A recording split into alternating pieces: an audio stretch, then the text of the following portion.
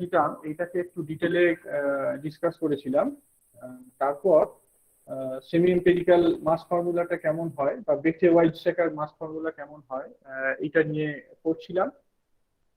Next আমরা discuss করেছি যে এটা কিছু অ্যাপ্লিকেশন। হ্যাঁ, আচ্ছা, তারও আগে আমরা দেখেছি যে এই মাস ফর্মুলাটাকে যদি প্লট করা হয় বা বাইন্ডিং এনার্জি ফর্মুলাটাকে যদি প্লট করা হয় সেটা বেশ সুন্দরভাবে এক্সপেরিমেন্টাল যে অবজারভেশন তার সাথে ম্যাচ করে। এরপর আমরা অ্যাপ্লিকেশনে ঢুকেছিলাম। অ্যাপ্লিকেশনে প্রথম যে পয়েন্টটা ডিসকাস করেছিলাম সেটা হচ্ছে alpha decay by heavy nuclei. আমরা দেখিয়েছিলাম যে যে সমস্ত নিউক্লিয়াসের মাস নাম্বার 160 থেকে বেশি তাদের কিউ ভ্যালুটা greater than 0 for alpha decay. কাজেই energetically they are allowed to take part in spontaneous alpha disintegration. হ্যাঁ, এই পয়েন্ট আমরা আগের দিকে দেখেছি। তারপর semi empirical mass formula second application mass parabola বা প্যারাবোলা পাইসোবার্স এইটাকে ডিসকাস করা হয়েছিল। আমি এই স্লাইডটা পর্যন্ত বলেছিলাম মনে হচ্ছে না, এই স্লাইডটা পর্যন্ত বলেছিলাম, একটু আমাকে কনফার্ম করবে কেউ?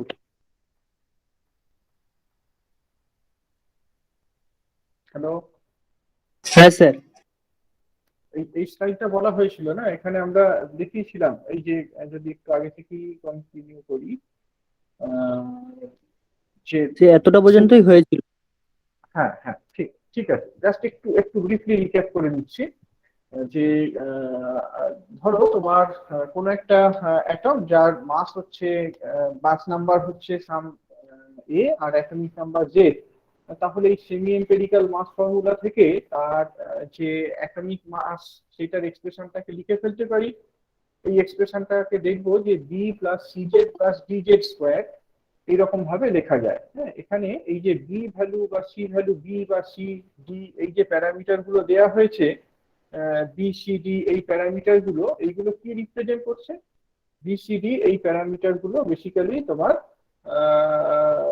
আইদার কনস্ট্যান্ট বা তারা শুধুমাত্র মাস নাম্বারের উপর ডিপেন্ডেন্ট, এটাই বোঝাচ্ছে। বি সি ডি এইগুলো আইদার কনস্ট্যান্ট, সিটা যেমন পুরোপুরি কনস্ট্যান্ট, বি আর ডি এরা মাস নাম্বার ডিপেন্ডেন্ট। কাজেই আমরা একটা গ্রুপ অফ আইসোবারের কথা ভাবতে পারি।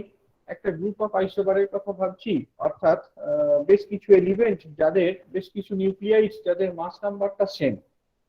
তাহলে তাদের ক্ষেত্রে বি সি ডি এই ভ্যালুগুলো কনস্ট্যান্ট। এখন এদের জেডটা তো ভ্যারি করে, কাজেই মাসটা ভ্যারি করবে। এবং how does this mass vary with Z? we see from this formula that there exists a parabolic variation. হ্যাঁ, এরকম একটা প্যারাবোলিক ভেরিয়েশন হয়। এই প্যারাবোলিক ভেরিয়েশন যেটা, এটা কি আমরা মাস প্যারাবোলা বা প্যারাবোলা আইসোবার বলে থাকি। হ্যাঁ, এখন এই আইসোবারের যে লোয়েস্ট পয়েন্টটা সেটাই মোস্ট স্টেবল নিউক্লিয়াসকে রিপ্রেজেন্ট করবে। এটা আমি আগের দিনকে আর্গু করছিলাম। হ্যাঁ, কেন কেন সেইটা হবে? তার কারণ একদম নিচের পয়েন্টে যে নিউক্লিয়াসটা আছে, লোয়েস্ট পয়েন্টে লোয়েস্ট পয়েন্টে যে নিউক্লিয়াসটা আছে তার ক্ষেত্রে লোয়েস্ট পয়েন্টে যে নিউক্লিয়াসটা আছে তার ক্ষেত্রে তোমার বাইন্ডিং এনার্জিটা কি? বাইন্ডিং এনার্জিটা ম্যাক্সিমাম। মাসটা যদি সব থেকে কম হয় তার মানে কি বাইন্ডিং এনার্জিটা ম্যাক্সিমাম। আমরা তো আইসোবারের কথা কনসিডার করছি, সবার জন্য মাস নাম্বারটা সেম, কাজেই বাইন্ডিং ফ্র্যাকশনটা তার জন্য ম্যাক্সিমাম। লোয়েস্ট পয়েন্টে আইসোবারের লোয়েস্ট পয়েন্টে যে অ্যাটমটা আছে তার বাইন্ডিং এনার্জি এবং বাইন্ডিং ফ্র্যাকশন ম্যাক্সিমাম এই আইসোবারে এই এই প্যারাবোলার মধ্যে অন্য কোনো আইসোবারের রেসপেক্টে। কাজে এটা মোস্ট স্টেবল আইসোবার। তো তাহলে এই মোস্ট স্টেবল আইসোবারটা কি সেটা আমরা তাহলে ফর্মুলা থেকে প্রেডিক্ট করতে পারি। ফর্মুলাটা থেকে আমরা দেখেছিলাম যে for a given mass number A, the lowest point of the mass parabola, that is most stable nuclide that has atomic number equal to a by 2 plus 0.015 a to the power 2/3। তাহলে এখান থেকে আমরা a ভ্যালুটাকে বসাতে পারি আর z এটা কত এইটাকে calculate করতে পারি। পরের স্লাইডটাতে আর একটু ডিটেলে জিনিসটাকে দেওয়া রয়েছে, দেখো। হ্যাঁ, পরের স্লাইডে জিনিসটাকে আর একটু ডিটেলে বলা আছে কেমন ভাবে। এই যে ফর্মুলাটা এখান থেকে দেখতে পাচ্ছ,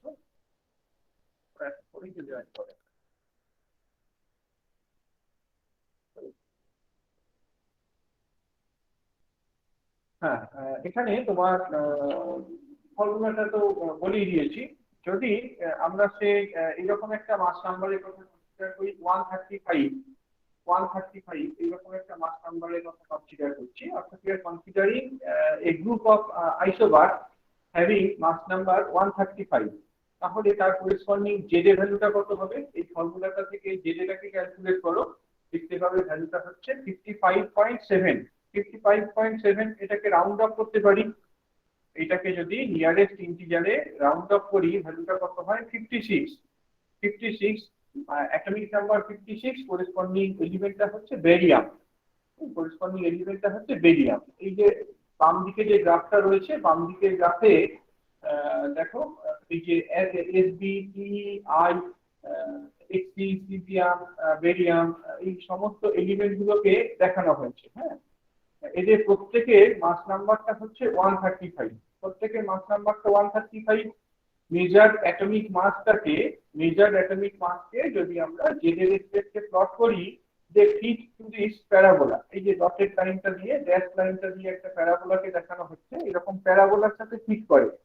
এই ডায়াগ্রাম থেকে বুঝতে পারছো এই প্যারাবোলার মধ্যে লোয়েস্ট পয়েন্টটা কি? বেরিয়াম। বেরিয়াম 137। তাহলে আমরা এটা বলবো যে barium 137 is the most stable isobar. এই আইসোবার গুলোর মধ্যে সব থেকে স্টেবল যে আইসোবারটা সেটা হচ্ছে বেরিয়াম 137। এই হ্যাঁ, সেটা কিন্তু সেমি এম্পিরিক্যাল মাস ফর্মুলা থেকেও একই আইডিয়া পাওয়া যায়। এক্সপেরিমেন্টাল ডেটা গুলোকে প্লট করে যে জিনিসটা আমরা দেখছি, এই মাস ফর্মুলাটা অ্যাপ্লাই করেও কিন্তু অবজারভেশনটা একই রকম হয়। তো এই যে নিউক্লিয়াসটার কথা বলা হচ্ছে, বা তোমার এই যে আয়োডিন আয়োডিন নিউক্লিয়াসের কথা বলা হচ্ছে, বা জেনার নিউক্লিয়াসের কথা বলা হচ্ছে, এইগুলো দেখো, এইগুলো তো তোমার প্যারাবোলার উপরের দিকের পয়েন্টে আছে। তার মানে কি এদের অ্যাটমিক মাসটা রিলেটিভলি লার্জার, বাইন্ডিং এনার্জিটা রিলেটিভলি স্মলার, বাইন্ডিং ফ্র্যাকশনটা রিলেটিভলি স্মলার, এদের যে স্টেবিলিটি সেইটা রিলেটিভলি লোয়ার, এদের স্টেবিলিটিটা লোয়ার। এবং ইনসিডেন্টালি দেখা যায় যে এই নিউক্লিয়াই গুলো বিটা ডিকেটে টেক পার্ট করে। বিটা ডিকেটে টেক পার্ট করে। ফর এক্সাম্পল, আয়োডিন 135, আয়োডিন এই যে নিউক্লিয়াসটাকে দেখাচ্ছি, আয়োডিন 135 এই নিউক্লিয়াসটা বিটা মাইনাস ডিকেটে টেক পার্ট করে। ওয়ান্স ইট আন্ডারগোজ এই beta minus decay, it gets transformed into xenon 135। যখন আয়োডিন 135 একটা বিটা মাইনাস ডিকেটে টেক পার্ট করছে, এইটা তখন কিসে কনভার্টেড হয়ে যাচ্ছে? এটা xenon 135 এ কনভার্টেড হয়ে যাচ্ছে। আবার একইভাবে xenon 135 এটাও কিন্তু not so stable, it also takes part in beta minus decay, and once it undergoes beta minus decay, it is transformed into cesium 135। cesium 135 টাও বিটা মাইনাস ডিকেতে টেক পার্ট করে, ultimately barium 137 এ converted হয়। হ্যাঁ, barium 137টা কিন্তু কোনো রকম beta decay exhibit করে না।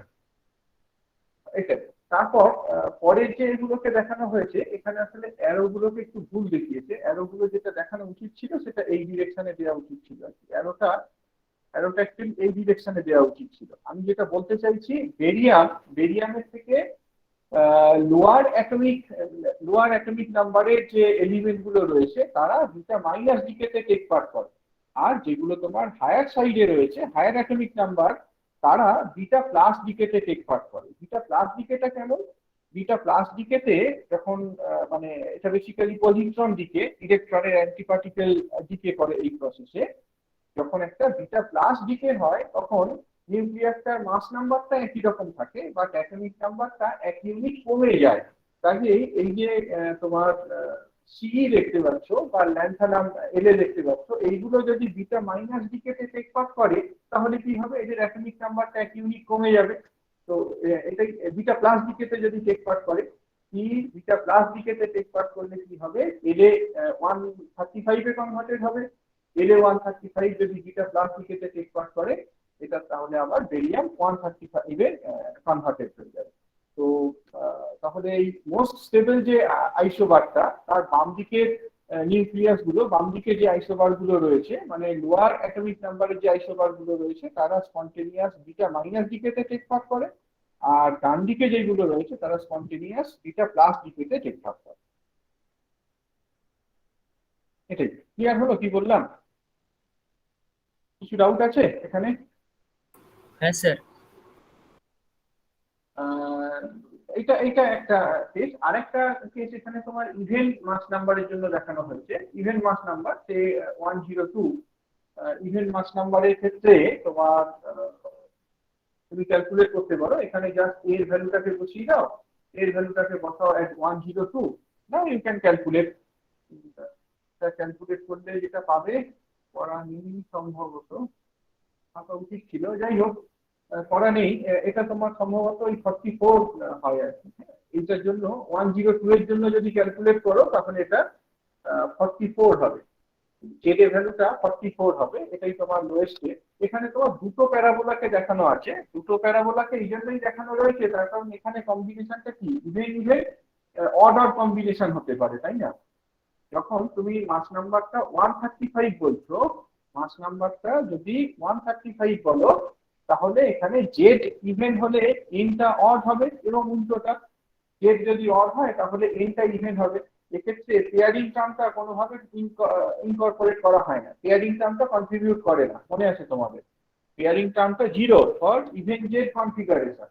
অন দি আদার হ্যান্ড যদি ইভেন এন ইভেন জেড বা অড জেড অড এন হয়, সেক্ষেত্রে পেয়ারিং টার্মটা আনইভেনলি কন্ট্রিবিউট করে।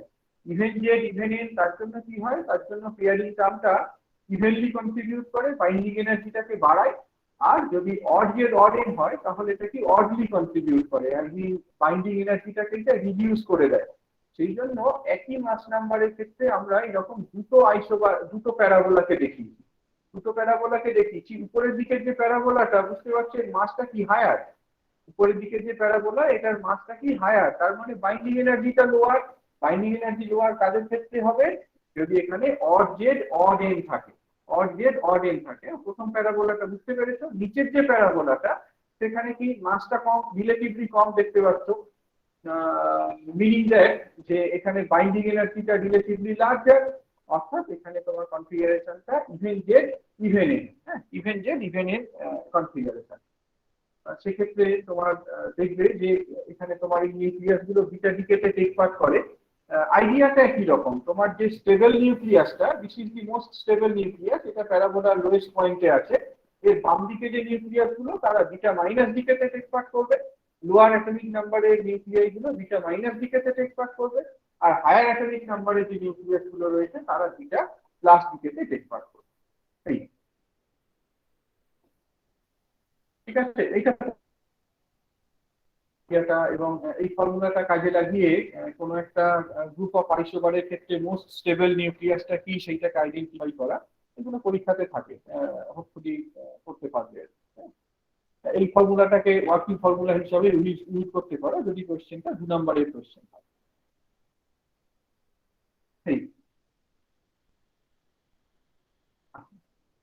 নেক্সট, সাম লিমিটেশনস। এই যে আমরা সেমি এম্পিরিক্যাল মাস ফর্মুলা পড়লাম বা লিকুইড ড্রপ মডেল পড়লাম, এর কিছু লিমিটেশন, দুটো একটা লিমিটেশন বলতে পারবে কেউ? দুটো একটা লিমিটেশন বলো না।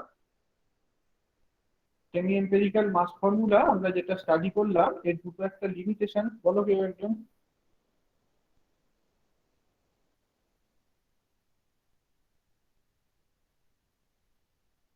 কোয়ান্টাম মেকানিক্যাল যে প্রপার্টি গুলো রয়েছে সেই কোয়ান্টাম মেকানিক্যাল প্রপার্টি গুলো কিন্তু আমরা সেমি এম্পিরিক্যাল মাস ফর্মুলা দিয়ে এক্সপ্লেন করতে পারবো না। তারপর it can not explain the high stability of nuclei with magic number. আমরা দেখলাম যে লিকুইড ড্রপ মডেলটা দিয়ে নিউক্লিয়াস গুলো স্টেবিলিটিকে এক্সপ্লেন করা যাচ্ছে মোটামুটি ভাবে। যে গ্রস বিহেভিয়ারটা বাইন্ডিং ফ্যাকশন কার্ভের, সেই গ্রস বিহেভিয়ারটাকে আমরা এক্সপ্লেন করতে পারছি। কিন্তু এক্সপেরিমেন্টাল যেটাতে দেখেছিলাম যে কিছু ম্যাজিক নাম্বারস তার করেসপন্ডিং নিউক্লিয়াই গুলো হায়ার স্টেবিলিটি শো করে as compared to the neighborhood nuclei। তো এইটা কেন হয় তার কিন্তু কোনো জাস্টিফিকেশন আমরা এই লিকুইড ড্রপ মডেল বা সেমি এম্পিরিক্যাল মাস ফর্মুলাটা থেকে পেলাম না। Second point, the model is classical model. বললাম মডেলটা মোস্টলি ক্লাসিক্যাল মডেল, যদিও পেয়ারিং এনার্জি টার্মটাতে some sort of quantum picture দেখতে পাচ্ছ, even Z even N, odd Z odd N, বা তোমার even Z, odd N, odd Z, even এরকম বিভিন্ন কম্বিনেশনের ক্ষেত্রে বিভিন্ন রকম কন্ট্রিবিউশন, সেটা some sort of quantum picture, but otherwise the semi empirical mass formula এটা তোমার একটা ক্লাসিক্যাল মডেলের উপর বেস করে। কাজেই কোয়ান্টাম মেকানিক্যাল যে প্রপার্টি গুলো রয়েছে নিউক্লিয়াসের, হ্যাঁ, যেগুলো এক্সপেরিমেন্টালি অবজার্ভ, ধরো তোমার কোনো নিউক্লিয়াসের স্পিন অ্যাঙ্গুলার মোমেন্টাম কেমন, প্যারিটি কেমন, ম্যাগনেটিক মোমেন্ট কেমন, এই জিনিসগুলো কিন্তু আমরা সেমি এম্পেরিক্যাল মাস ফর্মুলা থেকে এক্সপ্লেন করতে পারছি না। তারপর it assumes that the nucleus is spherical. একদম প্রথমেই কিন্তু বলে দেওয়া হয়েছিল যে এই লিকুইড ড্রপ মডেলে আমরা নিউক্লিয়াসটাকে একটা স্ফেরিক্যাল লিকুইড ড্রপের সাথে কম্পেয়ার করি। তো এইটা কিছুটা হলেও তোমার একটা বলতে পারো যে খুব পরিষ্কার নয়। আমরা নিউক্লিয়াসের কোয়াড্রোপল মোমেন্ট ডিফাইন করেছিলাম। আমরা দেখেছিলাম যে নট নেসেসারিলি বিভিন্ন নিউক্লিয়াসের ক্ষেত্রে কোয়াড্রোপল মোমেন্টটা 0 হবে। কিছু নিউক্লিয়াসের ক্ষেত্রে কোয়াড্রোপল মোমেন্ট 0 হতে পারে, সেক্ষেত্রে চার্জ ডিস্ট্রিবিউশনটা স্ফেরিক্যাল সিমেট্রি রয়েছে। কিন্তু হেভিয়ার নিউক্লিয়াসের ক্ষেত্রে এটা দেখা যায় যে কোয়াড্রোপল মোমেন্টটা নন জিরো। কোয়াড্রোপল মোমেন্ট যদি নন জিরো হয় তার মানে কি বোঝায়? কোয়াড্রোপল মোমেন্ট নন জিরো হলে এটার মানে বোঝায় যে চার্জ ডিস্ট্রিবিউশনটা ল্যাকস দি স্ফেরিক্যাল সিমেট্রি। এখানে তোমার কিছু প্রোলেট সিমেট্রি বা অবলেট সিমেট্রি, এইরকম অবলেট স্ট্রাকচার থাকতে পারে। কাজেই বুঝতে পারছো যে স্ফেরিক্যাল ধরে নেওয়া, লিকুইড ড্রপ মডেলে নিউক্লিয়াসটাকে এরকম স্ফেরিক্যাল ধরে নেওয়া, সেটা খুব ফেয়ার নয় আর কি, অ্যাজাম্পশন নয়। এগুলোই মোটামুটি ভাবে লিমিটেশন। সাকসেস গুলো তো আগেই বলা হয়েছে, in which sense the model is successful, সেটা আমরা আগেই বলেছি। এখানে লিমিটেশন গুলো ডিসকাস করলাম। তো তাহলে ইমিডিয়েটলি আমরা যে জায়গাটাতে আটকে যাচ্ছি সেটা হচ্ছে নিউক্লিয়াসের কোয়ান্টাম মেকানিক্যাল প্রপার্টি গুলোকে এক্সপ্লেন করা দরকার। সেটা এই ক্লাসিক্যাল মডেলটা দিয়ে করা সম্ভব হচ্ছে না। ক্লাসিক্যাল মডেল দিয়ে যেটা করা সম্ভব হচ্ছে না, আমরা চেষ্টা করি যে একটা ডিফারেন্ট মডেলকে ইন্ট্রোডিউস করে এইটাকে ওভারকাম করা যায় কিনা। হ্যাঁ, এখন যে মডেলটা আমরা ডিসকাস করব দ্যাট ইজ সেল মডেল। এটা হচ্ছে সেল মডেল। সেল মডেলে তোমার এই যে নিউক্লিয়ন গুলো আছে সেই নিউক্লিয়ন গুলোকে ইলেকট্রন যেমন অ্যাটমের মধ্যে সেল স্ট্রাকচার ফর্ম করে সেই রকম ভাবে কম্পেয়ার করা। আমরা জানি যে কোনো অ্যাটমে যদি 2, তারপরে কত 3, তারপর এই ইনার গ্যাস এলিমেন্ট গুলোর কত হয় atomic number, inner gas element গুলোর অ্যাটমিক নাম্বার কত হয় 2, তারপর কত হিলিয়াম, আর্গন, হিলিয়াম, নিয়ন, জেনন, একদম এই যে এলিমেন্ট গুলো কি খুব স্টেবল এলিমেন্ট, না ইনার গ্যাস এলিমেন্ট গুলো। তো তাহলে সেখানে দেখেছো যে ইলেকট্রন তো ক্লোজ সেল ফর্ম করে, এই স্কয়ার এই ফর্মুলাটার সাথে ঠিক করে। কাজে তারপর মত 280 বলো না, না এইগুলো মনে পড়ছে না আমার। স্যার আপনার কথাটা খুব আস্তে কথাটা আসছে। স্যার খুব আস্তে আসছে। প্রথম থেকে না স্যার, এই কিছুক্ষণ হলো, 30 সেকেন্ড মতো হলো, কিছুক্ষণের মধ্যে 30 সেকেন্ড। হ্যাঁ, আমি বলছি যে নিউক্লিয়াসে যে কোয়ান্টাম মেকানিক্যাল প্রপার্টিজ গুলো আছে, এখন কি একটু জোরে শোনা যাচ্ছে? হ্যাঁ স্যার, এবার ঠিক আছে। এই যে নিউক্লিয়াসের কোয়ান্টাম মেকানিক্যাল প্রপার্টিজ গুলো, এই কোয়ান্টাম মেকানিক্যাল প্রপার্টিজ গুলোকে যদি এক্সপ্লেন করতে হয় তাহলে আমাদের একটা ডিফারেন্ট মডেল ফলো করতে হবে। হ্যাঁ, ক্লাসিক্যাল মডেল, লিকুইড ড্রপ মডেলটা দিয়ে কিন্তু এই জিনিসটা সম্ভব হচ্ছে না। তো আমরা এখানে তাহলে একটা quantum mechanical model, some sort of quantum mechanical model, shell model, এইটা ইন্ট্রোডিউস করব। এইটা তোমার অনেকটা equivalent to what we see for the electrons in the atom.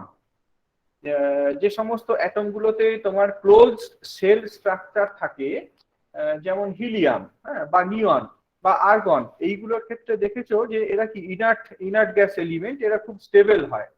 তো এইটাকে আমরা কম্পেয়ার করতে পারি to the nuclei containing the nucleon or proton equal to the magic number. কোনো নিউক্লিয়াসে যদি এরকম ম্যাজিক নাম্বারের সমান সংখ্যক নিউক্লিয়স থাকে, হ্যাঁ, সেইগুলো কি দেখতে পাচ্ছি বেশ কিছুটা মানে তারা বেটার স্টেবিলিটি এক্সিবিট করে as compare to the neighbourhood nuclei. তো এটাই বেসিক্যালি কম্প্যারিজন গ্রাউন্ড আর কি। লিকুইড ড্রপ মডেল ইন্ট্রোডিউস করার সময় আমরা কিছু রিসেমব্লেন্সেস ডিসকাস করেছিলাম, কিছু পয়েন্ট ডিসকাস করেছিলাম that led to the introduction of the liquid drop model to the nucleus। যেমন তোমার লিকুইড ড্রপ স্ফেরিক্যাল, নিউক্লিয়াসটা স্ফেরিক্যাল। লিকুইড ড্রপে তোমার যে ল্যাটেন্ট হিট সেইটা নিউক্লিয়াসের বাইন্ডিং ফ্যাক্টর এর সাথে ইকুইভ্যালেন্ট, এরকম কিছু গ্রাউন্ড ছিল। এখানেও তাই নিশ্চয়ই আমাদের কিছু পয়েন্ট, কিছু রিসেমব্লেন্সেস থাকতে হবে। সেই রিসেমব্লেন্সেস গুলো আমরা প্রথমে ডিসকাস করব, যার বেসিসে আমরা অ্যাটমের মতোই নিউক্লিয়াসের ক্ষেত্রেও এরকম সেল মডেলকে ইন্ট্রোডিউস করতে পারি, সেল স্ট্রাকচারকে introduce. Remember the magic number 2, 8, 20, 28, 50, 82, 126 এই নাম্বারগুলোকে আমরা ম্যাজিক নাম্বার বলি। why are they called so?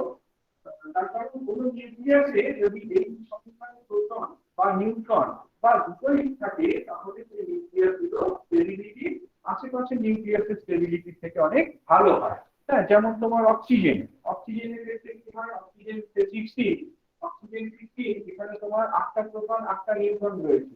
Nickel 28, এখানে তোমার নিউট্রন নাম্বারটা 50, বা তোমার আইসোটোপ অফ এসএন 3 স্যার হ্যাঁ বলো। স্যার ইন্টেন্সিটিটা কমে যাচ্ছে স্যার সাউন্ডের বারবারই।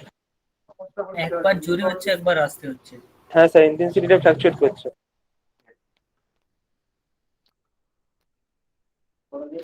নেটওয়ার্কের গন্ডগোল হলেও হতে পারে আর কি।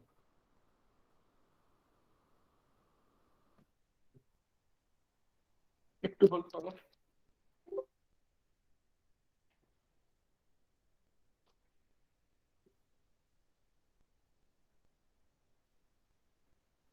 একটু হোল্ড করো, হ্যাঁ।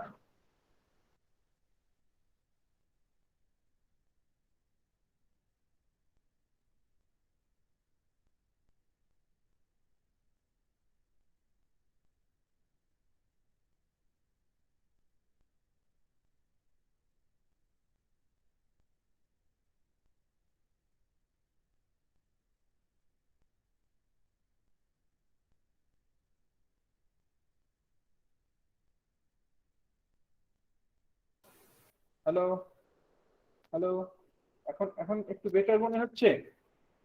হ্যাঁ স্যার। দেখো, নেটওয়ার্কের গন্ডগোলও হতে পারে, আবার আমার এই এটাও ডিস্টার্ব করছে আসলে। আপাতত ইয়ারফোন দিয়ে কাজ চালাই আমি, হেডফোনটা সামহাউ গুগল মিটে কোনো একটা সমস্যা হচ্ছে আর কি আমার। হ্যাঁ, তো এই যে আইসোটোপ গুলো, ধরো তোমার অক্সিজেনের যে আইসোটোপ, হ্যাঁ, মানে অ্যাটমিক নাম্বারটা 8, প্রোটন সংখ্যা 8। তারপর তোমার আইসোটোপ অফ এসএন অ্যাটমিক নাম্বারটা হচ্ছে 50, বা তোমার নিকেল 58, এই পার্টিকুলার নিউক্লিয়াইডটা যেখানে নিউট্রন নাম্বার 50। এই নিউক্লিয়াই গুলো সব ম্যাজিক নিউক্লিয়াই, তার কারণ এখানে ম্যাজিক নাম্বারের সমান সংখ্যক নিউট্রন বা প্রোটন আছে। আবার এমন কিছু নিউক্লিয়াস থাকতে পারে যেখানে নিউট্রন এবং প্রোটন দুটোই ম্যাজিক নাম্বারের সাথে সমান, সেইগুলোকে আমরা ডাবলি ম্যাজিক নিউক্লিয়াই বলে থাকি। হিলিয়াম 4 যেমন, এখানে তোমার দুটো প্রোটন দুটো নিউট্রন আছে, দুটোই ম্যাজিক নাম্বারের সাথে সমান। অক্সিজেন 16, 8টা প্রোটন 8টা নিউট্রন আছে। ক্যালসিয়াম 40, 20 প্রোটন 20 নিউট্রন, এগুলো খুব স্টেবল নিউক্লিয়াস। এবং আরো একটা হেভিয়ার নিউক্লিয়াস লেড 208, এটাও কিন্তু একটা ডাবলি ম্যাজিক নিউক্লিয়াস। হ্যাঁ, পরে দেখবে রেডিওঅ্যাক্টিভ সিরিজের যে এন্ড প্রোডাক্ট সেইটা লেডের কোনো না কোনো একটা আইসোটোপ, আর যদি সেইটা 208 হয় তাহলে তো এটা আরো বেশি স্টেবল হবে। তো লেড যে নিউক্লিয়াইডটা, এটা কিন্তু খুব স্টেবল একটা নিউক্লিয়াস। ম্যাজিক নিউক্লিয়াস গুলো স্টেবিলিটিটা অনেকটা বেশি হয় as compare to their neighbourhood nucleus.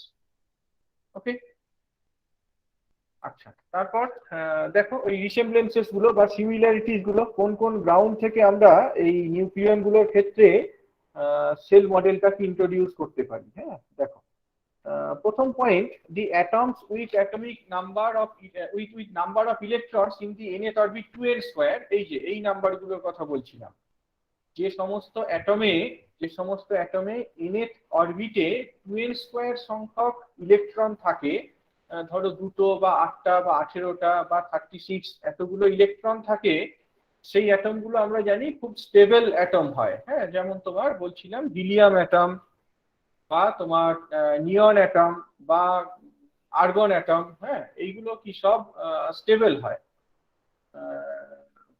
তো এটাই এটাই আর কি। একই রকম ভাবে আমরা দেখলাম যে যে সমস্ত নিউক্লিয়াসে পার্টিকুলার কিছু নাম্বারের সমান সংখ্যক প্রোটন বা নিউট্রন থাকলে নিউক্লিয়াস গুলো স্টেবল হয়। অ্যাটমের ক্ষেত্রে যেমন এই 2, 8, 18, 36 এইরকম সংখ্যার ইলেকট্রন থাকলে অ্যাটমিক স্টেবিলিটিটা ভালো হয়। কোনো নিউক্লিয়াসে ম্যাজিক নাম্বারের সমান সংখ্যক নিউক্লিয়ন থাকলেও তার স্টেবিলিটিটা ভালো হয়। Next, ionization potential is comparable to the disintegration energy of the nucleon. Ionization potential বলতে কি বোঝায়? Ionization potential বলো। Ionization potential কোন একটা অ্যাটমকে যদি আমরা বলবে বলবে স্যার মানে একটি ইলেকট্রনকে মানে ইসের মধ্যে ঢোকাতে বা বের করতে যে পরিমাণ শক্তির প্রয়োজন। কোন একটা অ্যাটমকে আয়নাইজ করার কথাই বলো, আয়নাইজেশনের টার্মই বলো, সেটাই বেটার হবে। কোন একটা অ্যাটমকে আয়নাইজ করতে যে পরিমাণ এনার্জি দিতে হয়। হ্যাঁ, ধরো তোমার একটা অ্যাটম থেকে একটা ইলেকট্রনকে বের করতে যে মিনিমাম এনার্জিটা দিতে হয় সেটাই আয়নাইজেশন পোটেনশিয়াল। সোজা কথায় একটা অ্যাটম থেকে যদি একটা ইলেকট্রনকে বের করতে হয় একটা মিনিমাম এনার্জি তোমাকে দিতে হবে। একই রকম ভাবে কোনো একটা নিউক্লিয়াস থেকে যদি একটা নিউক্লিয়নকে বের করতে হয় তাহলে কি তোমায় কিছু একটা মিনিমাম এনার্জি সাপ্লাই করতে হবে। অর্থাৎ এই যে অ্যাটমের ক্ষেত্রে আয়নাইজেশন পোটেনশিয়াল, সেইটাকে আমরা কম্পেয়ার করতে পারি to the disintegration energy of the nucleons. হ্যাঁ, নিউক্লিয়নের যে ডিসইন্টিগ্রেশন এনার্জি তার সাথে জিনিসটাকে কম্পেয়ার করা যায়। হয়েছে? আচ্ছা, electron affinity of some atoms resemblances the neutron absorption cross section. Electron affinity বলতে কি বোঝো?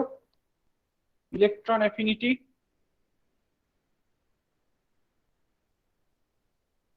ইলেকট্রন অ্যাফিনিটি বলতে কি বোঝো? কেউ জানো কি এটা, এই টার্মটা জানো? না স্যার। ইলেকট্রন অ্যাফিনিটি আর কেউ জানো না এই টার্মটা? ইলেকট্রন অ্যাফিনিটি, ক্লোরিনের ইলেকট্রন অ্যাফিনিটি মানে বাংলায় কি বলে আমার মনে নেই। Chlorine exhibits strong electron affinity. Chlorine ইলেকট্রনকে অ্যাবজর্ব করে নেওয়ার যে প্রবাবিলিটি সেটা অনেক হাই। বাংলায় কি বলে? ইলেকট্রন আসক্তি নাকি? আরে ইলেকট্রোনেগেটিভ যে এলিমেন্ট গুলো রয়েছে। হ্যাঁ স্যার, এই ইলেকট্রন আসক্তি বলে। হ্যাঁ, ওই তো অ্যাফিনিটি বাংলা হচ্ছে আসক্তি, ঠিক আছে। Electron affinity of some atoms, যেমন তোমার ক্লোরিনের ইলেকট্রন অ্যাফিনিটি অনেক হাই। আর কার হাই? আর একটা এক্সাম্পল দাও না। ফ্লুরিনের ইলেকট্রন অ্যাফিনিটি হাই। কেন কেন বলো তো এদের ইলেকট্রন অ্যাফিনিটি গুলো হাই? Any qualitative argument? ক্লোরিনের ইলেকট্রন অ্যাফিনিটি হাই কেন, বা ফ্লুরিনের ইলেকট্রন অ্যাফিনিটি হাই কেন? ক্লোরিন বা ফ্লুরিনের আয়নাইজেশন পোটেনশিয়ালটা বেশি মানে কম। মানে আরেকটু কোয়ালিটেটিভ ম্যানারে যদি কোনো একটা ইলেকট্রনকে এটা অ্যাবজর্ব করে, it will assume the close shell structure. ক্লোরিনে কটা 17টা ইলেকট্রন আছে না, যদি আরো একটা লাস্ট ইলেকট্রন অরবিটে 7টা। তাহলে তোমার কি ওই যে নিয়ারেস্ট ইনার্ট গ্যাস এলিমেন্ট তার ইলেকট্রনিক স্ট্রাকচারটাকে অ্যাচিভ করবে, এটা মোর স্টেবল হবে। হ্যাঁ, তো একই রকম ভাবে কোনো নিউক্লিয়াসে নিউট্রন সংখ্যাটা যদি ম্যাজিক নাম্বারের থেকে 1 ইউনিট 2 ইউনিট কম হয় তাহলে সেই নিউক্লিয়াস গুলোর নিউট্রন অ্যাবজর্পশন ক্রস সেকশনটা অনেক হাই। কোনো নিউক্লিয়াসকে আমরা যদি নিউট্রন দিয়ে বোমবার্ড করি, there is a probability whether the neutron will be absorbed by the nucleus. কোনো একটা নিউক্লিয়াসকে ধরো আমি নিউট্রন দিয়ে বোমবার্ড করছি, এই নিউট্রনটা অ্যাবজর্ব হতেও পারে নাও পারে, তো একটা সার্টেন প্রবাবিলিটি রয়েছে যেটাকে আমরা অ্যাবজর্পশন ক্রস সেকশন বলে থাকি। হ্যাঁ, তো যে সমস্ত নিউক্লিয়াসে নিউট্রন সংখ্যাটা ম্যাজিক নাম্বারের থেকে 1 ইউনিট বা 2 ইউনিট কম, তাদের ক্ষেত্রেই অ্যাবজর্পশন ক্রস সেকশনটা অনেক হাই। অর্থাৎ সেই সমস্ত নিউক্লিয়াসে যদি নিউট্রন দিয়ে বোম্বার্ড করা হয়, higher chances are there that the neutron will be absorb by the target nucleus. তাহলে দুটো জিনিস দেখো সিমিলার। কিছু অ্যাটমের ইলেকট্রন অ্যাফিনিটিটাকে আমরা কিছু নিউক্লিয়াসের এই হায়ার নিউট্রন অ্যাবজর্পশন ক্রস সেকশনের সাথে কম্পেয়ার করছি। তারপর natural abundance of isotopes. Natural abundance বলতে কি বোঝো? ন্যাচারাল অ্যাবান্ডেন্স এগুলো সব কেমিস্ট্রির টার্ম, ফিজিক্সেও কিছু কেমন পড়ে এসেছো।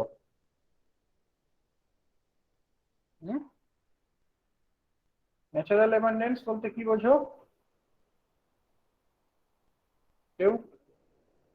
অক্সিজেনের কোন আইসোটোপটার ন্যাচারাল অ্যাবান্ডেন্স বেশি? অক্সিজেনের কোন আইসোটোপটার ন্যাচারাল অ্যাবান্ডেন্স বেশি? স্যার 16। অক্সিজেন 16, মানে কি নেচারে আমরা হায়ার পার্সেন্টেজে পাচ্ছি আর কি, সেটাই ন্যাচারাল অ্যাবান্ডেন্স। কোন আইসোটোপ গুলোকে নেচারে হায়ার প্রপোর্শনে পাওয়া যায়, এইটাও কিন্তু খুব ডিস্টিংক্ট একটা অবজারভেশন। যে সমস্ত আইসোটোপ গুলোতে তোমার নিউট্রন সংখ্যাটা একটা ম্যাজিক নাম্বারের সাথে সমান, তাদের ন্যাচারাল অ্যাবান্ডেন্সটা অনেক বেশি হয়। Isotopes having number of neutrons equal to magic numbers have higher natural abundance. হ্যাঁ, ধরো তোমার বেরিয়াম 138, এইটার ন্যাচারাল অ্যাবান্ডেন্স অনেক বেশি। বেরিয়ামের প্রচুর আইসোটোপ রয়েছে, বেরিয়াম 135, 137, 138, 141, এরকম প্রচুর আইসোটোপস রয়েছে। তো তার মধ্যে এই যে পার্টিকুলার আইসোটোপটা that corresponds to n equals to 82, এইটার ন্যাচারাল অ্যাবান্ডেন্স কিন্তু অনেকটা বেশি। হ্যাঁ, নেচারে এইটাকে অনেক বেশি প্রপোর্শনে পাওয়া যায়। তারপর তোমার এসআর স্ট্রনসিয়াম, এখানে তোমার নিউট্রন নাম্বারটা 50, এর ন্যাচারাল অ্যাবান্ডেন্সটা অনেক বেশি হয়। এটাই বোঝাতে চাওয়া হচ্ছে যে নিউট্রন সংখ্যাটা যদি ম্যাজিক নাম্বারের সাথে সমান হয়, তাহলে তোমার সেই নিউক্লিয়াসের স্টেবিলিটি অনেক বেশি। তাহলে এই নিউট্রন গুলো নিশ্চয়ই এইরকম নিউক্লিয়াসের মধ্যে ক্লোজ সেল ফর্ম করে। ইলেকট্রন গুলো অ্যাটমের ক্ষেত্রে যেমন ক্লোজ সেল ফর্ম করে, নিউক্লিয়াসের মধ্যে নিউক্লিয়ন গুলো সম্ভবত সেই রকম ক্লোজ সেলকে ফর্ম করে, মানে সেল স্ট্রাকচার ফর্ম করে আর কি। যদি ম্যাজিক নাম্বারের সমান সংখ্যা বলি, তাহলে সেলগুলো কি ক্লোজড, কাজে স্টেবিলিটিটা অনেক high. Number of stable isotopes with Z as magic number is higher. জেডটা যদি তোমার ম্যাজিক নাম্বারের সাথে সমান হয়, তাহলে তার স্টেবল আইসোটোপটা অনেক বেশি হয় as compare to the neighbouring elements. ধরো ক্যালসিয়ামের জেড নাম্বারটা কত, অ্যাটমিক নাম্বারটা 20, ক্যালসিয়ামের স্টেবল আইসোটোপের সংখ্যা 6। হোয়ারএজ আর্গনের জেডটা দেখো 18, ম্যাজিক নাম্বারের সাথে সমান নয়, এর কিন্তু মোটে 3টে স্টেবল আইসোটোপ রয়েছে। বা titanium Z equals to 22, that has 5 stable isotopes. তাহলে নিশ্চয়ই প্রোটন গুলো তোমার ইলেকট্রনের মতোই নিউক্লিয়াসের মধ্যে এইরকম সেল স্ট্রাকচার ফর্ম করে। Number of natural isotones is higher. Number of natural isotones is higher at n equal to the magic number. একদম 5 নাম্বার পয়েন্টের মতো ইকুইভ্যালেন্ট একটা অবজারভেশন। যে সমস্ত আইসোটোন গুলো তোমার করেসপন্ডস টু এই ম্যাজিক নাম্বার, তাদের সংখ্যাটা অনেক বেশি। এই যে এনটা যদি 82 হয়, তাহলে আইসোটোনের সংখ্যাটা হয় 7। যেখানে এনটা 80 হলে আইসোটোনের সংখ্যা 3, এনটা 84 হলে আইসোটোনের সংখ্যাটা হচ্ছে 2। তাহলে ম্যাজিক নাম্বারের করেসপন্ডিং আইসোটোনের সংখ্যাটা relatively larger. And product of the radio active series, যেটা একটু আগেও বলছিলাম, হ্যাঁ, রেডিও অ্যাক্টিভ সিরিজের যে এন্ড প্রোডাক্ট, সেটা লেডের কোনো না কোনো একটা আইসোটোপ। তোমরা পরে দেখবে ন্যাচারালি এরকম 3টে রেডিও অ্যাক্টিভ সিরিজ রয়েছে। তো তাদের এন্ড প্রোডাক্ট গুলো হচ্ছে লেডের কোনো না কোনো একটা আইসোটোপ। হ্যাঁ, লেডের 206, 207 বা 208। তো দেখো লেডের আইসোটোপ, লেডটা তো ইটসেলফ তোমার 82 জেড, একটা ম্যাজিক নাম্বারের সাথে সমান। লেডটা তোমার একটা ম্যাজিক নিউক্লিয়াস। আর লেড 208 যদি বলো, সেটা একটা ডাবলি ম্যাজিক নিউক্লিয়াস। তাহলে এইগুলো কিন্তু খুব clear evidence so that we can introduce the shell model for the nucleons.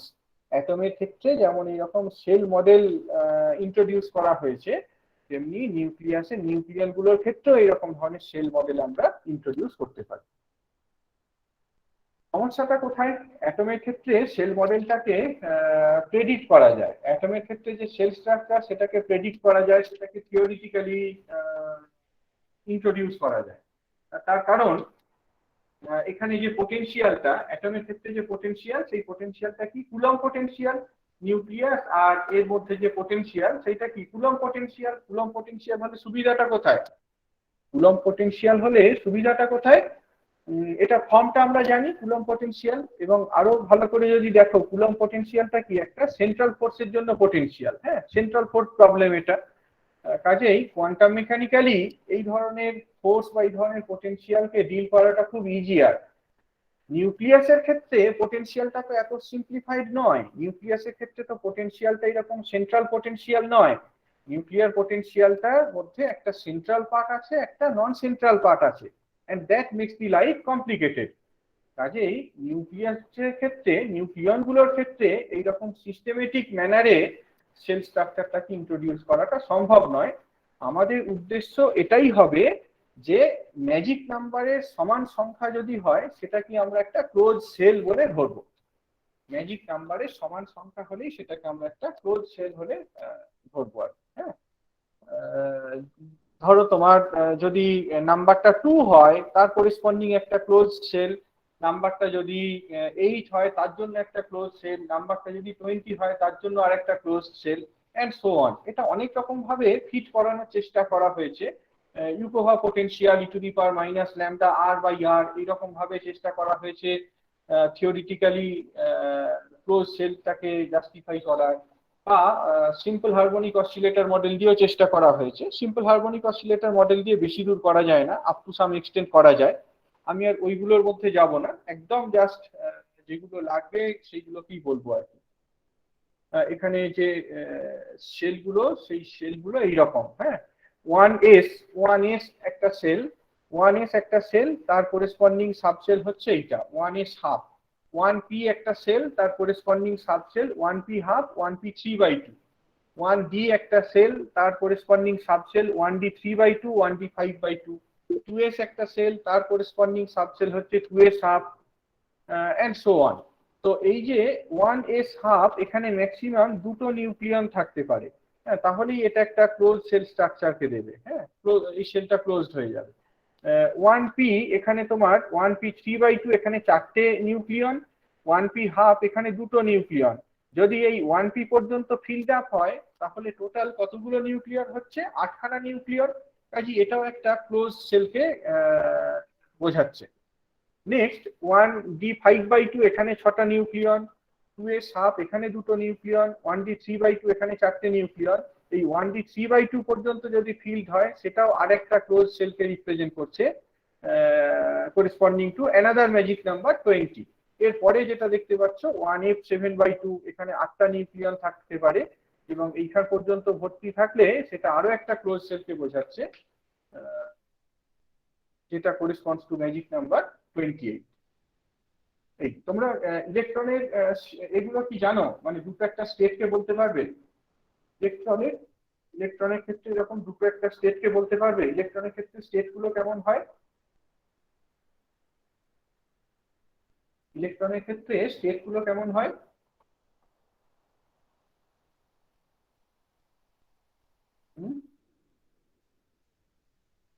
ইলেকট্রনের ক্ষেত্রে স্টেট, দুটো একটা স্টেট বলো না।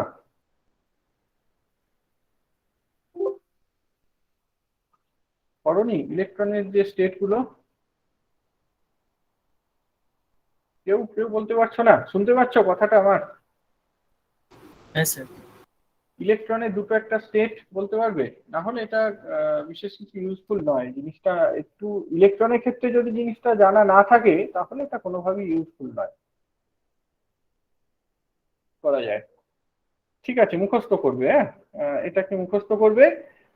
এখানে জাস্ট যেটা বললাম এটাই জেনে রাখো, পরে আবার 5th সেমিস্টারে এটাকে রিভিউ করা হবে, তখন কোয়ান্টাম মেকানিক্সের নলেজটা অ্যাকোয়ার করবে। 4th সেমিস্টারে ইলেকট্রনের স্ট্রাকচার পড়বে, সেখান থেকে একটা আইডিয়া পাবে। আদারওয়াইজ এই আইডিয়াটা এক্ষুনি দেওয়া সম্ভব নয়। এইগুলোকে মনে রাখার মানে কোনটা প্রথম স্টেট, কোনটা সেকেন্ড স্টেট, কোনটা থার্ড স্টেট, এইগুলোকে মনে রাখার একটা উপায় রয়েছে। এইটা তোমার একটা বই থেকে নেওয়া। বইটা হচ্ছে তোমার কি বলতো বইটার নাম, রেজনিক। হ্যাঁ, রেজনিকের একটা বই আছে, physics of atoms molecules and solids, এরকম বোধহয়। হ্যাঁ, এরকম একটা নামের বই রয়েছে, সেখান থেকে নেওয়া। স্পুডস ইট কুক ডিশ অফ পিগ, এটার একটা মানে রয়েছে, মানেটা না না বুঝলেও চলবে, মানেটা এটাই, eat potatoes eat pork is bad. এই জিনিসটা যদি মনে রাখতে পারো তাহলেই হবে। এখান থেকে তুমি সমস্ত ভাওয়েল গুলোকে রিমুভ করে দাও, শুধুমাত্র শেষেরটা বাদে ভাওয়েল গুলোকে যদি রিমুভ করে দাও তাহলে কি হয়, S P D S, S P D S, তারপরে কি এফ, এই যে এফ, তারপরে ভাওয়েল রিমুভ করো পি জি, পি জি, তারপর D S H, D S H, F, ভাওয়েলটা রিমুভ করে পড়ে থাকে এফ, আর শেষের যে ওয়ার্ডটা সেখানে ভাওয়েলটা থাকবে পিআইজি। এরকম ভাবে স্টেট গুলো অ্যারেঞ্জ। দেখো প্রথম স্টেটটা কি, ওয়ান এস, প্রথম যে স্টেটটা সেইটা হচ্ছে ওয়ান এস।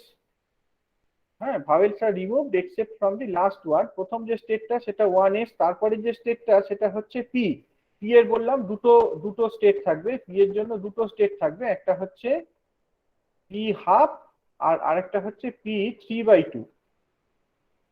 হ্যাঁ, একটা হচ্ছে পি হাফ আর একটা হচ্ছে পি 3/2। এগুলো সব তোমার ওই অ্যাঙ্গুলার মোমেন্টাম এদের অ্যাডিশন আর কি। হ্যাঁ, এস যে স্টেট, এস স্টেটের জন্য অরবিটাল অ্যাঙ্গুলার মোমেন্টাম কত হয় জানো? এস স্টেটের জন্য অরবিটাল অ্যাঙ্গুলার মোমেন্টাম, এস স্টেটের জন্য অরবিটাল অ্যাঙ্গুলার মোমেন্টাম হাফ। না, এল, এল ভ্যালুটা কি বোঝায় কোয়ান্টাম মেকানিক্যালি? এলটা কি বোঝায় কোয়ান্টাম মেকানিক্যালি?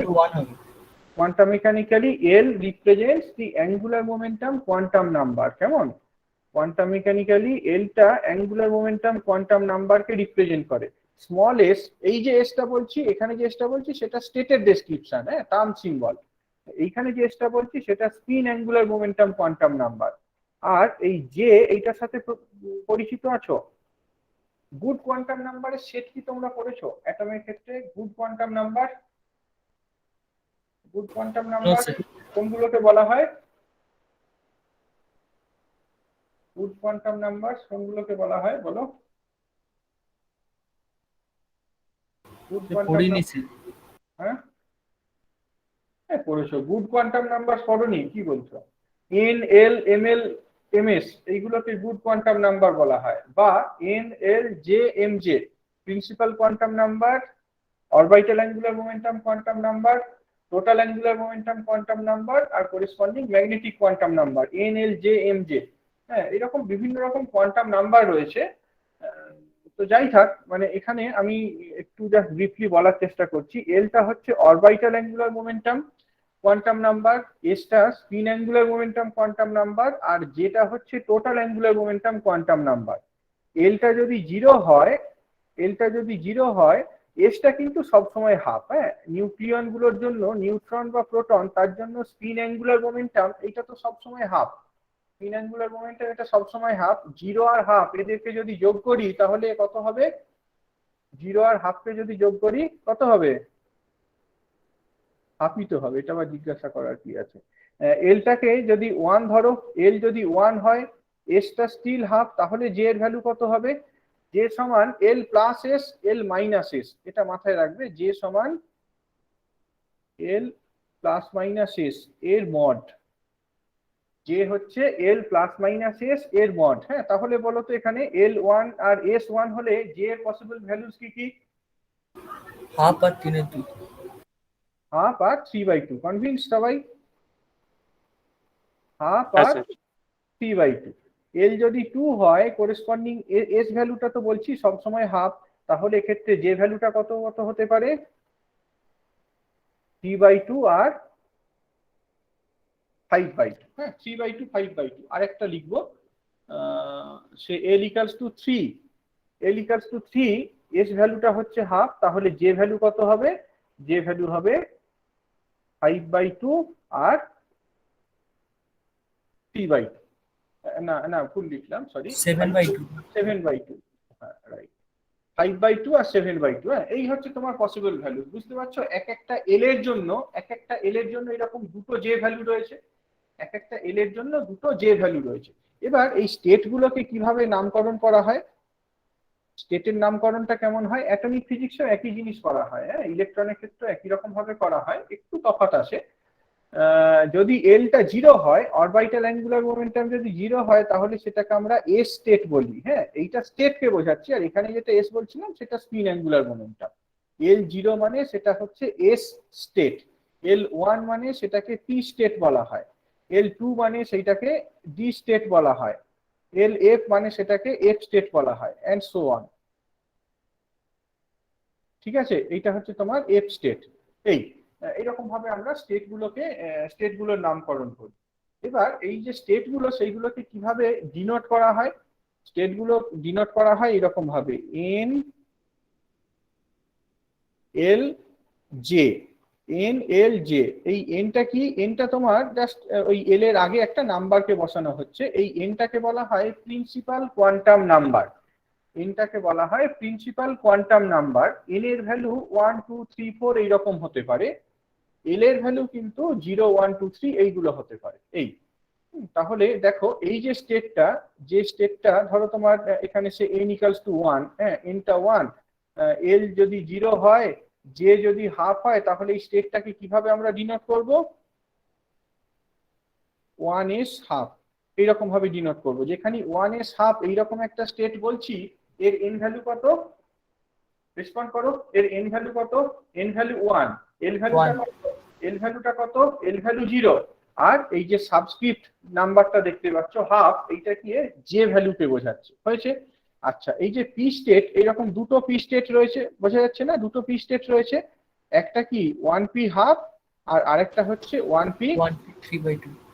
3/2, হ্যাঁ।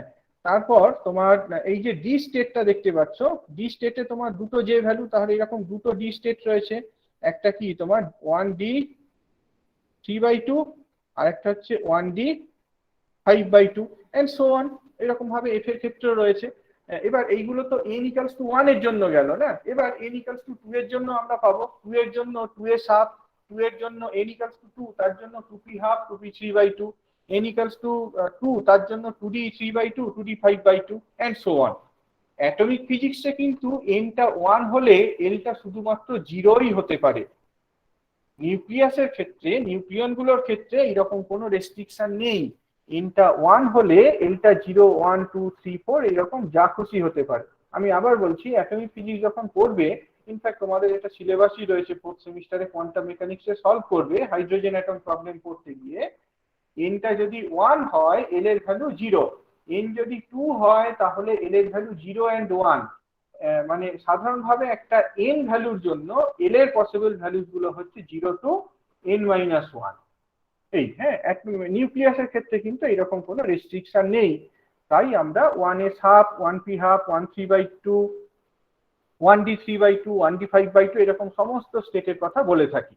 হ্যাঁ এখানে আরেকটা জিনিস আমরা দেখব, যে জানবো আর কি, শুনবো, কোনো একটা স্টেটের এন ভ্যালু আর এল ভ্যালু এইগুলো ফিক্সড, তাহলে যে ভ্যালুটা হায়ার হলে তার এনার্জিটা লোয়ার হবে।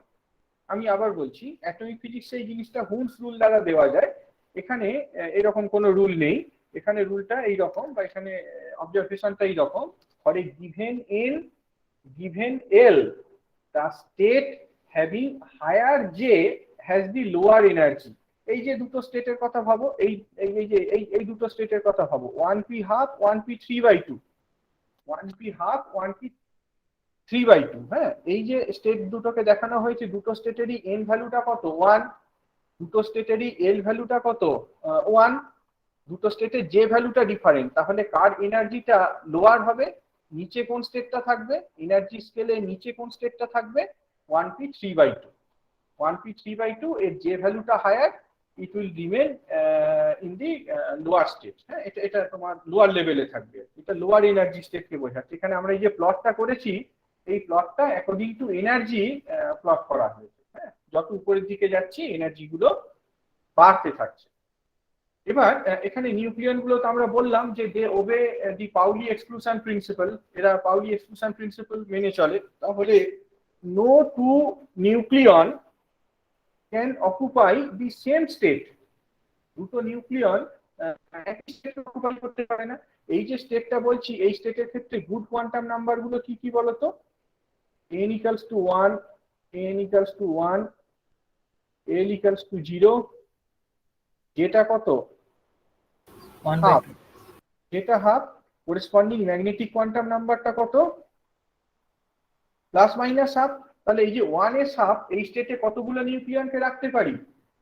দুটো নিউক্লিয়ন, যাদের n value 1, l value 0, j value half. একটা নিউক্লিয়নের mj প্লাস হাফ আর একটা নিউক্লিয়নের মাইনাস হাফ। তাহলে এই স্টেটে আমরা অ্যাটমোস্ট দুটো নিউক্লিয়নকে বসাতে পারি। সবাই কি এগ্রি করছো আর্গুমেন্টের হ্যাঁ সাথে? স্যার। একদম একই রকম যুক্তি 1p হাফ এই স্টেটটার জন্য, তাই না? 1p হাফে n ভ্যালুটা কত? 1, l ভ্যালুটা 1, j ভ্যালুটা হাফ, mj কি প্লাস হাফ আর মাইনাস হাফ। তাহলে এখানেও তোমার দুটো নিউক্লিয়ন থাকতে পারে।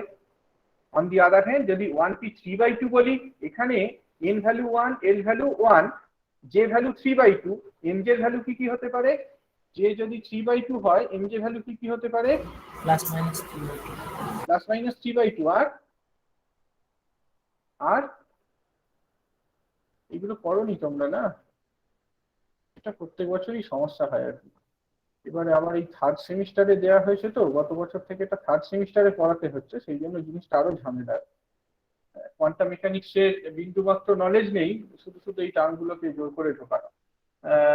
যেটা যদি 3/2 হয়, তাহলে mj এর এইরকম ভ্যালু পসিবল, +-1/2, +-1/2 আর +-3/2। তাহলে এখানে কতগুলো নিউক্লিয়ন থাকতে পারে বুঝতে পারছো? 4টে নিউক্লিয়ন থাকতে পারে। একইভাবে এই যে 5/2, এই স্টেটটার mj ভ্যালুগুলো কি কি? +-5/2, +-3/2, +-1/2। কাজে এখানে 6টা নিউক্লিয়ন থাকতে পারে। সোজা কথায় কোনো একটা স্টেট যদি ক্যারেক্টারাইজড হয় by the quantum number j, it can contain 2j + 1 nucleon. কোনো একটা স্টেটে যদি যে নাম্বারটা মানে total atomic quantum, total angular momentum quantum নাম্বারটা যে হয়, তাহলে এখানে ম্যাক্সিমাম 2j + 1 সংখ্যক নিউক্লিয়ন থাকতে পারে। হ্যাঁ, 2j + 1। তাহলে বুঝতে পারছো এখানে দেখো 2j + 1, হাফ ইন্টু 2 + 1 মানে কত? 2, হাফ ইন্টু 3/2 + 1 মানে 4। ঠিক একই রকম ভাবে হাফ ইন্টু 7/2 + 1 দ্যাট ইজ 8। এরকম ভাবে তাহলে এক একটা সেলে ম্যাক্সিমাম কতগুলো নিউক্লিয়ন থাকতে পারে সেটা আমরা দেখালাম। আর এই ক্লোজ সেলটা corresponds to the magic number. যখনই কোনো একটা সেলে দুটো নিউক্লিয়ন যাচ্ছে, সেটা কি সেলটা ক্লোজড হয়ে যাচ্ছে। যদি এইখান পর্যন্ত আসি, সেটা আরো একটা ক্লোজ সেলকে বোঝাচ্ছে। এইখান পর্যন্ত এলে আরো একটা ক্লোজ সেলকে বোঝাচ্ছে। এইখান পর্যন্ত এলে আরো একটা ক্লোজ সেলকে বোঝাচ্ছে। যদি তোমার সেলটা ক্লোজ না হয়, আই মিন নিউক্লিয়নের সংখ্যা ধরো 8টা না থেকে যদি 7টা থাকতো, তাহলে এই নিউক্লিয়াসটা নিউট্রন অ্যাবজর্পশন ক্রস সেকশন বা প্রোটন অ্যাবজর্পশন ক্রস সেকশন এটা হায়ার হতো। এটাই আর কি। হ্যাঁ, এখানে তাহলে আমরা অ্যাটমিক ফিজিক্সের মতোই নিউক্লিয়ন গুলোর ক্ষেত্রেও এরকম সেল স্ট্রাকচারকে ইন্ট্রোডিউস করছি। একটু হোল্ড করো, হ্যাঁ একটু হোল্ড করো।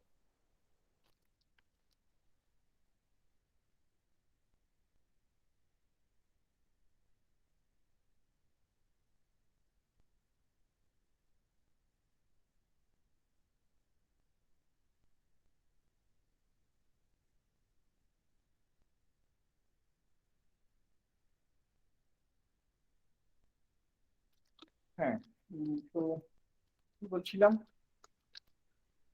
যদি তোমার কোনো একটা সেলে সে এই যে এইখানে তোমার যদি একটা একটা নিউট্রন কম থাকে, ফর এক্সাম্পল, হ্যাঁ সে 1d 3/2, এই স্টেটে 3টে নিউট্রন রয়েছে, তাহলে এই নিউক্লিয়াসের নিউট্রন অ্যাবজর্পশন ক্রস সেকশনটা is found to be higher. আমরা অ্যাটমের ক্ষেত্রে যেমন সেল স্ট্রাকচার ইন্ট্রোডিউস করেছি, এখানেও তোমার নিউক্লিয়াসের ক্ষেত্রে এরকম একটা মডেলকে ইন্ট্রোডিউস করা হয়। মডেল এই জন্যই বলা হচ্ছে, তার কারণ এইটার ঠিক প্রপার অ্যাপ্রোপ্রিয়েট থিওরিটিক্যাল বেসিস নেই। মানে like the coulomb potential in atomic physics, এখানে পোটেনশিয়ালটা ওয়েল নোন নয়। কাজে কোয়ান্টাম মেকানিক্যাল ক্যালকুলেশন করে এই ঠিক সেল স্ট্রাকচারটাকে জাস্টিফাই করা যায় না। এটাই। হ্যাঁ, পরের দিনকে আমরা দেখবো যে কিভাবে এই সেল মডেলটাকে কাজে লাগিয়ে কোনো একটা নিউক্লিয়াসের ground state spin parity calculate করা যায়। এবং মোটামুটি ভাবে বেশিরভাগ নিউক্লিয়াসের ক্ষেত্রেই এই প্রেডিকশনটা বেশ সুন্দরভাবে মিলেও যায় আর কি।